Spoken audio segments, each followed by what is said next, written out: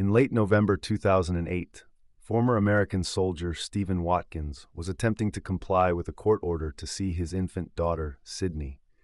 She was living with her maternal grandmother, Jennifer Watkins, Stephen's ex-wife. Little did he expect that this visit would turn into a tragic night filled with bloodshed. What started as a calm moment quickly escalated into a shooting incident that left him dead with a bullet to the back of his head. Blood flowed profusely, creating a horrific scene for all those present. Police units rushed to the scene shortly after Jennifer contacted them. When investigators spoke with family members present at the incident, it was clear they were trying to convince the police that the shooter was acting in self-defense. They claimed that Stephen had pushed Jennifer's grandmother, Shirley Skinner, causing the 57-year-old woman to fall. Then, Stephen allegedly attacked Jennifer, at which point the fatal shot was fired. The family did not specify the shooter's identity, insisting their focus was solely on Stephen, who was supposedly threatening Jennifer. In the chaos, no one noticed where the shot had come from. The investigators, however, did not believe this story and were convinced that the family knew the identity of the shooter but were attempting to protect them. This prompted them to question whether the motive for the crime was indeed self-defense. The investigators had to undertake a long and complicated path of investigations and analyses to identify the shooter and bring them to justice. In this episode, we will trace the investigators' steps one by one until we reach the shocking conclusion they ultimately arrived at regarding the identity of the perpetrator. If you are interested in learning these intriguing details, stay tuned for this video until the end. Stephen Watkins grew up in the small town of Chanderville, Illinois, surrounded by a loving and close-knit family. This warm family environment instilled in him a passion for establishing his own family from a young age. After graduating from high school, Stephen joined the U.S. military, serving in the Coast Guard in Virginia. There, he made many friends and, most importantly, met the mother of his first child, Alexandra. However, things didn't go smoothly with Alexandra. Despite their attempts, the couple decided to part ways by the end of the pregnancy. Even with the split, Alexandra's mother believed that Stephen, being a loving family man, would provide their daughter a life filled with compassion and love. Hence, she decided to grant him full custody legally. As a result, Stephen left the military to focus on caring for his little daughter. Later, investigators learned from testimonies of some of Stephen's close associates that his bond with his daughter was incredibly strong. At first, he would even sleep on the floor beside her crib, holding her small hand, reflecting the immense attachment and love he had for her. After his military service, Stephen returned to Illinois with his daughter to be near his family, who provided him with all the support he needed for raising Alexandra and attending to her needs. It wasn't long before Stephen met another girl, this time with hopes of marriage and building a cohesive family. His dreams were rekindled, and his desire for a happy family life grew stronger. However, these wishes faced challenges and difficulties that Stephen hadn't anticipated. Things were not as they appeared on the surface, and events rapidly spiraled towards a dark fate he never envisioned. Stephen met Jennifer Watkins, who also came from a close-knit family but in her unique way. Most of her family members lived in a large house where they operated their businesses and did not allow outsiders to participate in managing them. Some neighbors of Jennifer's family told investigators that they viewed them as a sect or a closed tribe. Stephen first encountered Jennifer purely by chance while they were both parked in a shared parking lot near his workplace. Sparks of love ignited between them quickly, and just weeks after dating, they married in August 2006, purchasing a home close to Jennifer's family. Shortly after their marriage, the couple discovered Jennifer was pregnant with their first child. As this news was received, their relationship began to unravel. Jennifer made it clear to Stephen that his eldest daughter, Alexandra, would never be part of their family, indicating that her family revered blood relations and did not welcome outsiders. Jennifer's attitude was shocking to Stephen and significantly contributed to the fractures in their relationship. Tensions escalated further after the birth of their daughter, Sydney, in the summer of 2007. Stephen began to notice that his wife was deliberately distancing him from their infant daughter. After work, Stephen would return home to find that Jennifer had taken Sydney to her family's house nearby, where they would remain until around 10 at night. By the time they returned home, Sydney had already fallen asleep. Over time, Stephen began to feel increasingly frustrated and isolated. He could not have envisioned his family life becoming this complicated and difficult. He longed to build a cohesive and beloved family, but instead found himself facing a wall of isolation and control from Jennifer's family. Stephen, who grew up in a loving and connected family, found himself in an environment that was vastly different from what he hoped for. His relationship with Jennifer began to feel like a constant struggle, with her family monopolizing every aspect of their lives, making him feel alienated in his own home.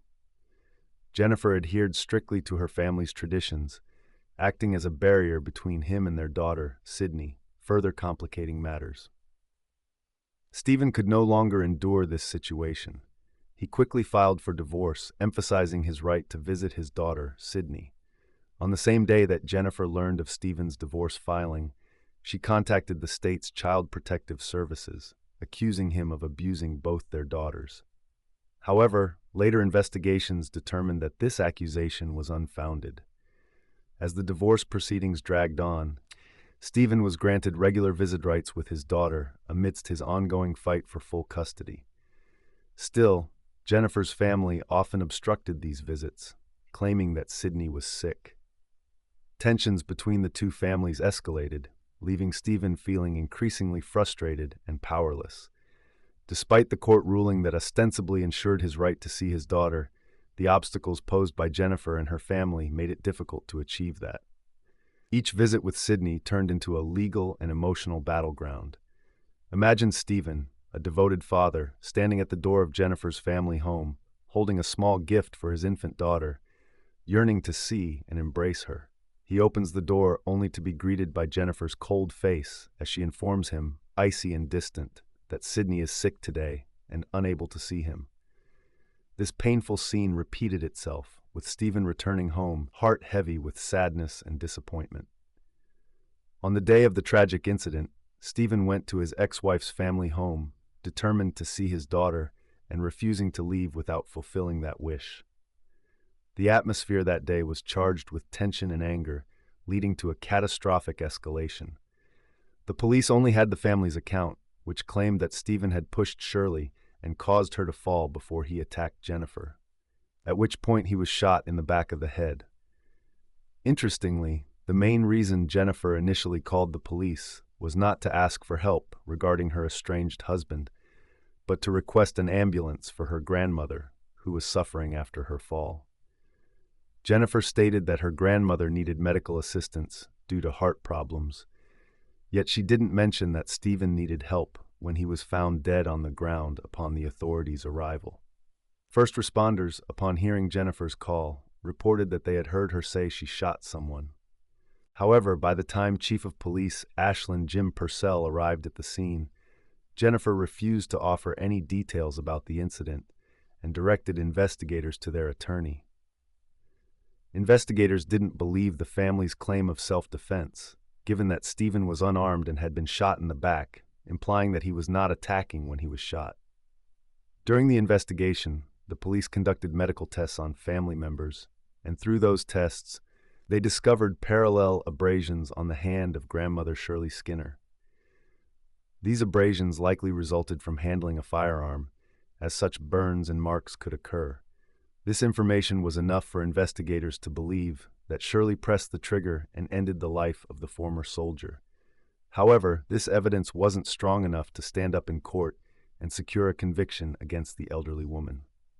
Thus, investigators continued searching for more physical evidence. The forensic lab meticulously examined the weapon used in the crime, hoping to find fingerprints or DNA traces from the shooter. However, it was apparent that the family had sufficient time to thoroughly clean the weapon before police arrived at the scene, which did not lead investigators to any new developments. Eventually, they turned to some junior workers at stores owned by the Skinner family, who were not family members. One of these employees claimed that Shirley Skinner, Jennifer's grandmother, had offered him $10,000 to kill Stephen. This conversation occurred about a month before the former soldier's death. In turn, Jennifer's uncle confirmed that Shirley had been very protective of her granddaughter, never hesitating to do anything to please her beloved granddaughter. This information revealed a potential motive and a pivotal role for Shirley in planning the crime. As a result of these developments, Shirley Skinner was arrested and charged with first-degree murder and conspiracy to commit murder. The prosecution utilized the findings from the forensic report on the gunshot residue, statements from first responders, along with testimony from the store worker and Jennifer's uncle to convict Shirley Skinner of the charges against her. In May 2010, the trial against Shirley commenced, with a crowded courtroom awaiting the final verdict. Shirley stood in the defendant's box, her face marked by tension and worry. The verdict was announced, leaving everyone in shock. 55 years in prison for a woman in her fifth decade of life. At that moment, Shirley realized her life was over. The judgment was staggering for many who knew her as a loving grandmother and a religious woman, but justice had taken its course. No charges were filed against Jennifer, meaning she would retain official custody of Sydney. However, the court granted Stephen's parents visitation rights to see the child, which served as a glimmer of hope for Stephen's parents, who wished to maintain a bond with their late son. In 2010, Jennifer decided to flee to Florida to evade the visitation ruling enforced by the court. She lived in hiding for several years, moving between states, until she was arrested in Massachusetts in 2016. The court determined that she had violated the visitation order, leading to Sydney being placed under the care of her paternal aunt and uncle.